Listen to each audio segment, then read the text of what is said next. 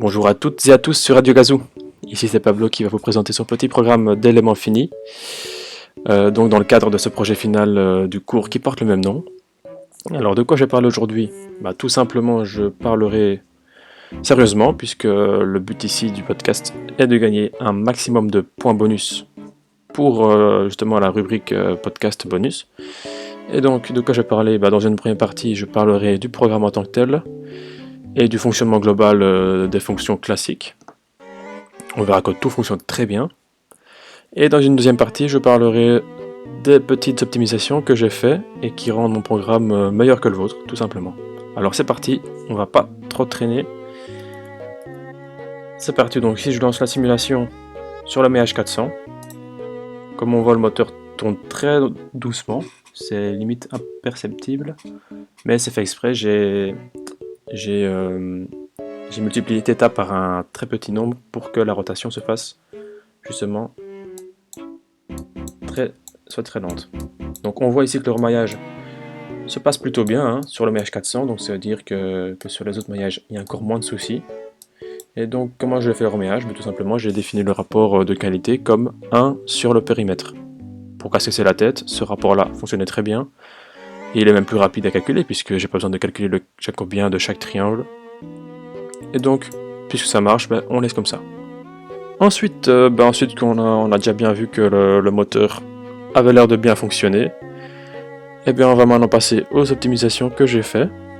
Donc la première, tout simplement, elle part de la commutation des courants, donc c'est pas bien sûr une optimisation qui va accélérer l'exécution du programme, mais c'est plutôt une optimisation physique, donc qui va permettre au moteur d'accélérer le plus rapidement possible, en tout cas plus rapidement que la commutation naïve que j'avais fait ici, comme on peut voir en premier lieu. Donc celle-ci était tout simplement, je pense que la plupart l'avaient, c'est simplement tous les 30 degrés activer une bobine pendant que les deux autres sont éteintes, et ensuite après 30 degrés changer, allumer la deuxième bobine et éteindre la première qui est allumée, ainsi de suite. Et donc ça marchait plutôt bien, mais je me suis dit qu'il y avait moyen de faire mieux que ça.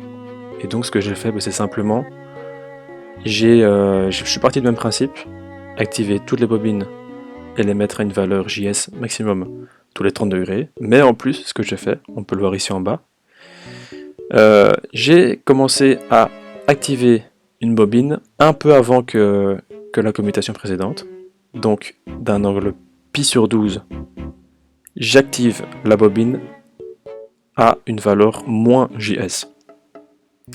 Donc ça va peut-être rien vous dire comme ça, mais on va le voir sur la simulation, que en fait c'est très logique. Alors ici j'ai encore fortement ralenti la rotation du moteur pour qu'on puisse voir plus clairement ce que fait mon optimisation.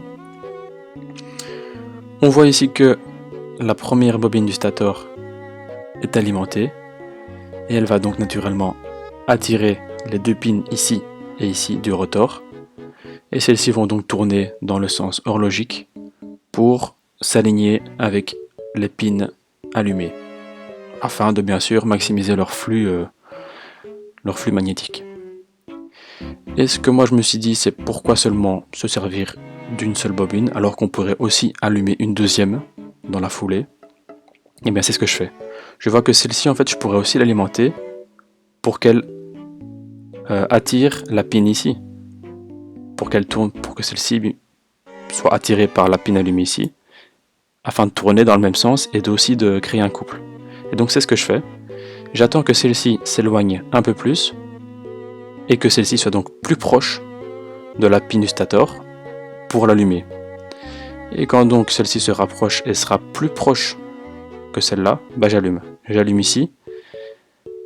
L'enroulement ici va donc attirer la pin ici, tandis que l'autre, initiale, est toujours bien attirée également, et elle va donc s'aligner ici.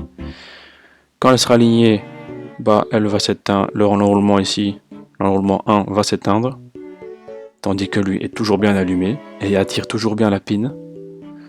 Et pareil, rebelote pour l'autre enroulement. Donc ici, j'attends que la pin du rotor ici se rapproche, et soit plus proche que celle-là pour allumer. Voilà, c'est fait. Celle-ci est allumée. Oups. Celle-ci est allumée, elle va attirer celle-là. Et donc, je crée un couple ici et ici. Alors, pourquoi l'allumer seulement à ce moment-là? Bah, tout simplement parce que... Donc, on va attendre ici. Voilà. J'allume seulement à ce moment-là. Pourquoi? Parce que si j'allumais, par exemple, celle-ci avant, ben, j'attirerais bêtement la pine du rotor ici, en arrière, et je créerais donc un couple dans le mauvais sens et qui va faire tourner le rotor dans le sens que je veux pas. Dernier petit graphe pour bien montrer que mon optimisation est bien fonctionnelle et qu'elle fait vraiment accélérer le rotor plus rapidement. Donc ici j'ai tracé un beau petit graphe qui montre les deux situations, donc la situation naïve, j'ai appelé ça, et la situation optimale, donc que je viens de vous montrer. On voit que donc ici c'est pour le maillage 400, on voit que le naïf accélère ici de façon linéaire, comme l'optimisé, mais beaucoup plus lentement. Donc on voit que l'optimisé, après 800 itérations, ben, se retrouve ici à plus ou moins 3 fois la vitesse que celle de la commutation naïve. Accélération qui est directement liée à la valeur du couple, et on voit que dans le cas naïf, bah, le couple se trouve entre 0, un petit peu plus que 0, et dans les négatifs. Tandis que dans le cas optimisé, bah, on se trouve beaucoup plus bas, et l'amplitude est donc beaucoup plus grande, et c'est ce qui crée l'accélération plus forte. On voit aussi qu'il y avait un petit défaut de base dans l'optimisation naïve, puisque si je zoome un petit peu, on voit que ici, je me retrouvais parfois sur certains pics au-dessus de 0, et ce qui était mauvais, puisque si le couple en un instant donné est plus grand que 0, eh ben ça va faire tourner le moteur dans le mauvais sens, et donc ralentir